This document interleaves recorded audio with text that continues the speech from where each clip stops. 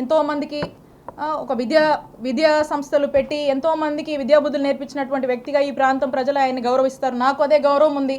కానీ అన్ఫార్చునేట్లీ ఈరోజు వారి కొడుకు గురించి ఇన్ని నిజాలు ఆయన తప్పు చేశాడు కాబట్టి ఇవన్నీ నేను బయట పెట్టాల్సి వస్తుంది. సో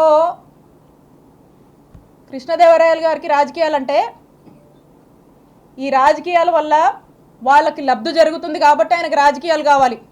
కానీ విడుదల రజనీకి అట్లా కాదు. ఎందుకంటే నేను నిజాయితీగా ప్రజలకు సేవ చేయడానికి రాజకీయాల్లోకి వచ్చాను. రాజకీయాల వల్ల నా రూపాయి నా ఆస్తులే నేను కోల్పోయాను తప్పితే నేను రాజకీయాల వల్ల ప్రజల వల్ల రాజకీయం వల్ల ఏదో లబ్ధి పొందాలనే ఉద్దేశంతో నేను రాలా. నాకు అవసరం లేదు కూడా. By God's grace.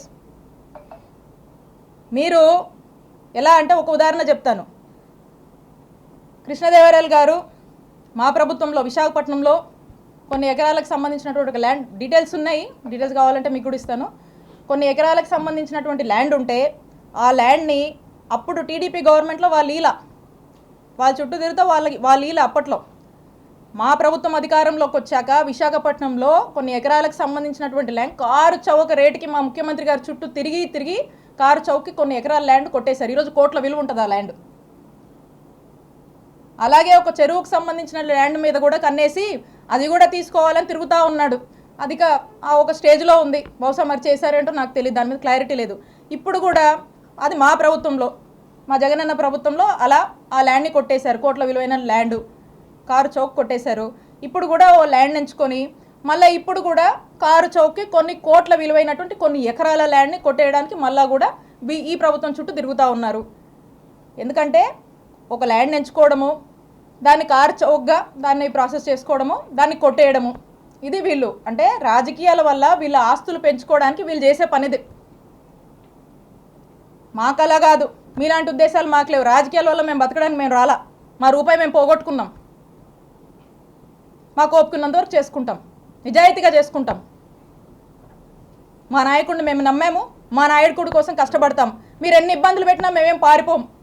మా పార్టీ కోసం నిలబడతాం, మా కార్యకర్తల కోసం నిలబడతాం, మా ప్రజల కోసం నిలబడతాం, పనిచేస్తాం. మళ్ళా మా నాయకుడిని ముఖ్యమంత్రిని చేసుకునే వరకు ఖచ్చితంగా కష్టపడతాం. మీరు ఎన్ని ఇబ్బందులు పడ్డా మేమేం పారిపోము. ఇంకా కృష్ణదేవరాయలు గారు అనుకుంటా ఉన్నారు,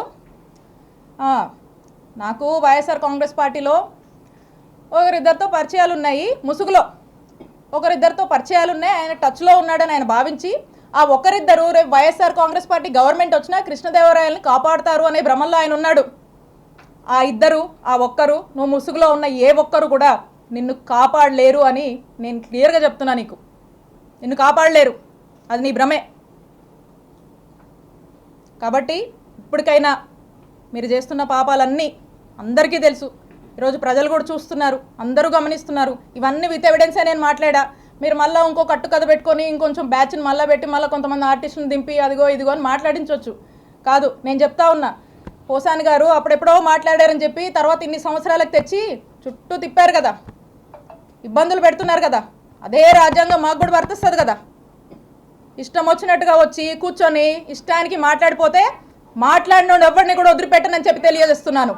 కాబట్టి ఇప్పటికైనా మీరు చాలా ఎక్కువ చేశారు. ఇప్పటికైనా ఒళ్ళు దగ్గర పెట్టుకొని మీ పద్ధతిగా మీరుంటే మేము కూడా పద్ధతిగా ఉంటాము, మేము కూడా గౌరవిస్తాము.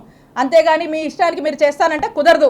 ఒక్కటే తెలియజేస్తున్నా, మాకు టైం వచ్చినప్పుడు చిలకలూరుపేట నుంచి వడ్లమూడి విజ్ఞాన యూనివర్సిటీకి ఎంత దూరం ఉందో వడ్లమూడి విజ్ఞాన యూనివర్సిటీ నుంచి చిలూరుపేటకు కూడా అంతే దూరం ఉంటుందని గుర్తు చేస్తూ ఉన్నా. కాబట్టి ఏది మీరు ఎన్ని ఇల్లీగల్ కేసులు పెట్టినా, ఎన్ని ఇల్లీగల్గా మీరు కట్టుకథలు వెళ్ళినా, మీరు ఏం చేసినా కూడా మాకు ఇన్స్టిట్యూషన్స్ మీద నమ్మకం ఉంది.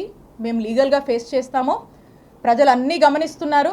ప్రజల మనసులో ఇప్పటికే ఒక ఆలోచన ఉంది, కానీ మౌనం వహిస్తున్నారు. సమయం వచ్చినప్పుడు మంచిగా బుద్ధి చెప్తారు. కాబట్టి ప్రజల మీద మాకు నమ్మకం ఉంది, మా నాయకుడి మీద ప్రజలకు నమ్మకం ఉంది. టైం వచ్చినప్పుడు ఖచ్చితంగా ప్రజలు మీలాంటి వాళ్లకు, మీలాంటి ఇల్లీగల్ పనులు చేస్తున్నటువంటి ప్రతి ఒక్కరు కూడా బుద్ధి చెప్తారని తెలియజేసుకుంటూ మరి మీ అందరికి కూడా తెలియజేస్తున్నాను. ప్రతి ఒక్కరు కూడా వీళ్ళ వెనకాల ఉన్న వాళ్ళకి, ఇంకా వీళ్ళ వెనకాల ఉన్న వాళ్ళు అందరూ కూడా ప్రజలకు సరైన సమయంలో బుద్ధి చెప్తారని తెలియజేసుకుంటూ